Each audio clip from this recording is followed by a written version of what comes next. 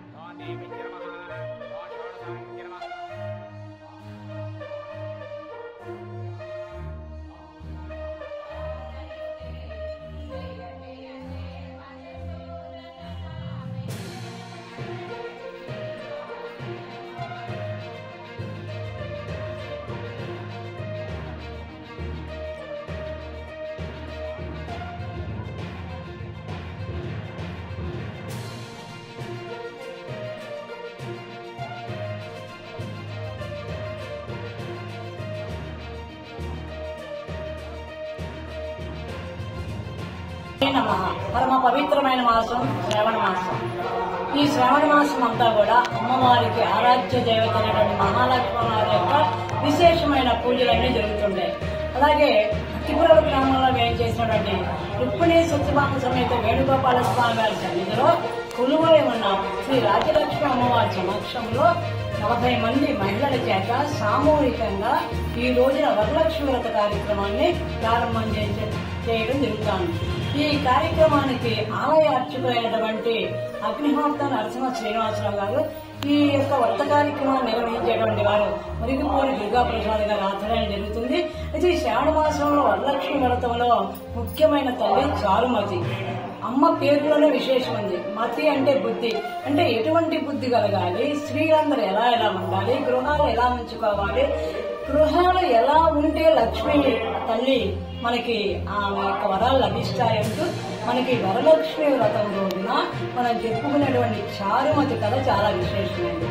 ఈ చారుమతి కథలో ఆమె యొక్క సద్గుణాలు ఎలాంటి, ఇంటిలో భర్తని గౌరవించడం, అత్తమామల్ని సేవించడం, బిడ్డల్ని తీసుకోవడం, ఇల్లు వాకిలంతా శుచి శుభ్రంగా ఉండడం, ఇవన్నీ లక్షణాలు ఏ ఇల్లాలకైతే కూడా ఆ ఇల్లాలకి మహాలక్ష్మి అమ్మవారి యొక్క అనుగ్రహం లభిస్తుందండి. మనకి వరలక్ష్మి వ్రతంలో చారుమతి కథని తెలియజేస్తారు.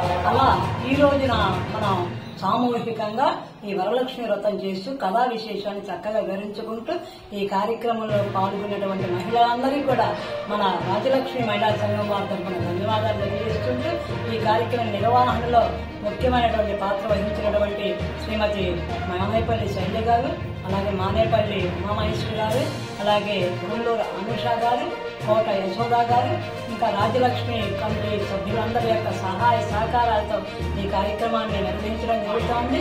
ముఖ్యంగా మేము విలేకరులకి, విలేకరులకి వీళ్ళందరికీ కూడా రాజ్యలక్ష్మి అమ్మవారి తరఫున అర్చకులకి, నిర్వహించే వారికి, పాత్రేయులకు అందరికీ కూడా ధన్యవాదాలు తెలియజేసుకుంటాం. శ్రీమాత్రే నమః.